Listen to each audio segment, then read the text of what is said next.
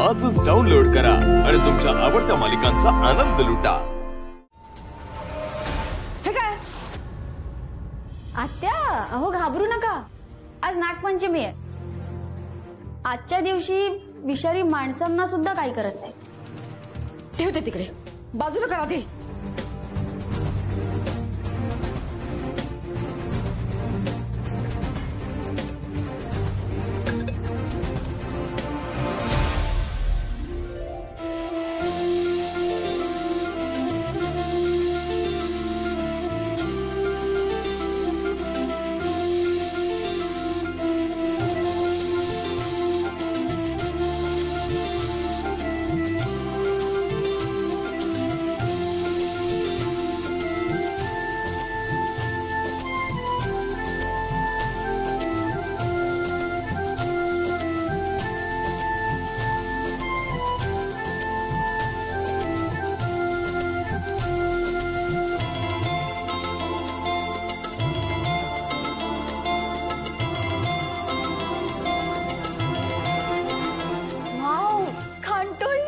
दादाला प्रचंड आवडते खांटोळी। येस, मी आता ब्रेकफास्ट करताना थोडीशी खांटोळी देना मला। आता नाही देता येणार, म्हणजे नैवेद्य दाखवल्याशिवाय कोणालाच नाही देता येणार। वहिनी, नारळाचं दूध केलंयस का?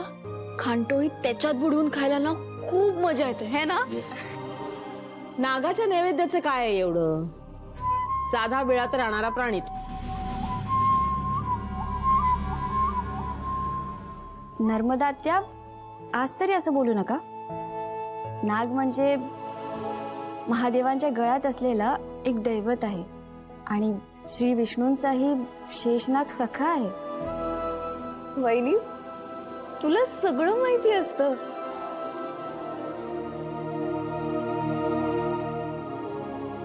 अरे मंजिरी वहिनी, या बसा, नाश्ता करून घ्या।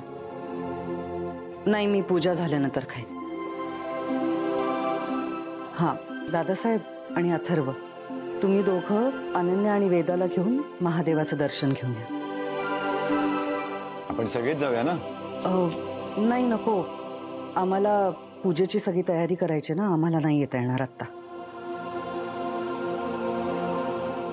आणि हो, जाताना घरातला गणपतीचा पाठ घेऊन जायला विसरू नका, मूर्तिकाराला द्यायचंय। गणेश मूर्ती घडवायची ना। आजी, आम्ही आईला सुद्धा घेऊन जाऊ?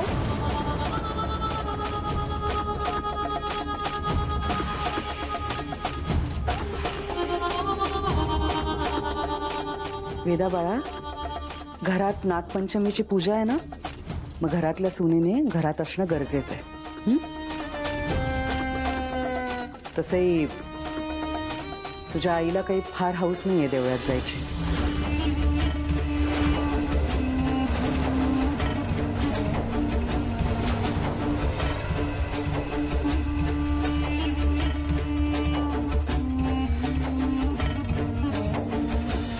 वेदाचे बाबा, आपल्याकडे गौरी गणपती असतात ना? हो।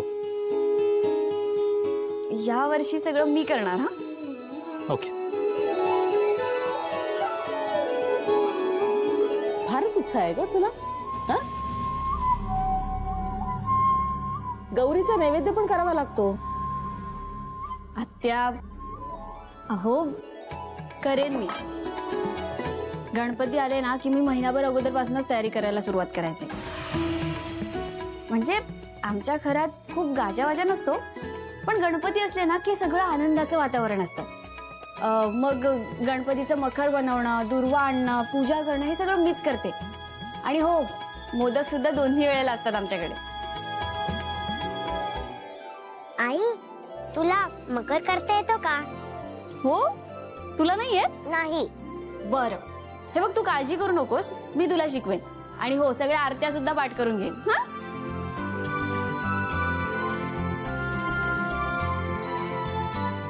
मीरा, एरवी महागौरी मातेचं तू दर्शन पण घेत नाहीस, पण गणपती बाप्पावर इतकी श्रद्धा? मी देवीचं दर्शन घेत नाही कारण मी तिच्यावर रुसले, पण मी नास्तिक नाहीये।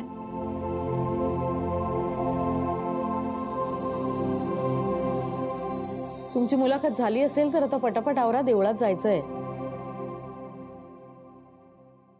वा मीरा, भारी हौस आहे तुला नागपंचमीच्या सणाची. ताई नागपंचमीच काय, मला सगळेच सण आवडतात अगं. हे बघ, मला एवढं कळलंय की तू देवाला मानतेस. पण तुला नागांची भीती नाही का ग वाटत? ताई अगं गावाकडे इतके नाग इतके साप असतात ना, अगं म्हणजे पावसाळ्यात तर चालतात ना माणसं कमी आणि सापच जास्त दिसतात. काय सांगतेस? हे मीरा, तू कधी नागाला हात लावलायस का? कारण मी नाही लावलाय. आणि आज दिसलं तर तू हात लावणार आहेस? ताई अगं तुला माहितीये ना, खऱ्या नागाची पूजा केली पाहिजे असं काही नाहीये. आपण मूर्तीची पण पूजा करतो. पण तुला माहितीये का, आमच्या गावाकडे ना नागाच्या वारुळाची सुद्धा पूजा केली जाते. काय सांगतेस? हे भारी आहे हे.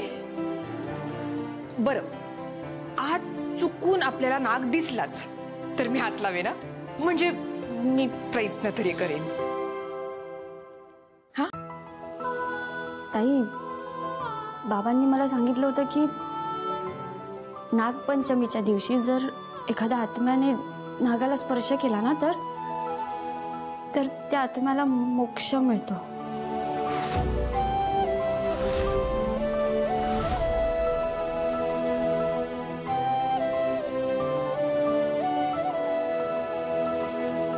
खरंच? बाबा म्हणाले होते.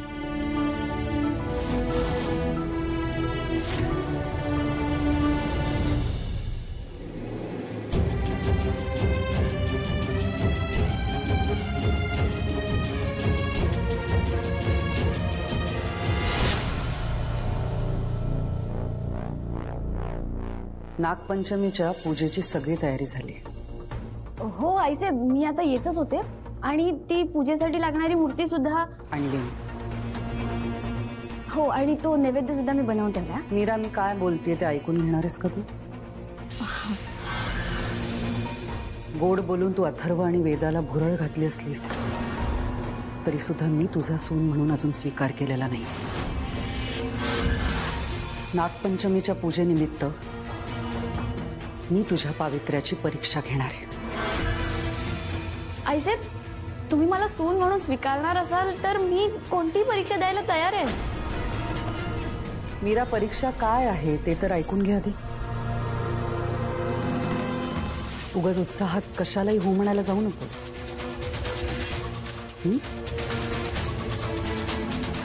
आज नागांना देवाचं स्थान असतं. आज तू मूर्तीची नाही तर खऱ्या खुऱ्या नागाची पूजा करायचीस.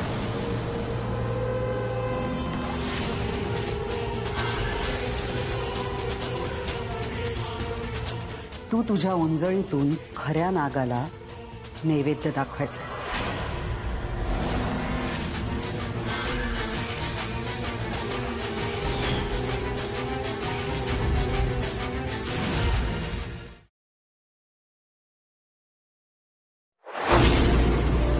तुला जपणार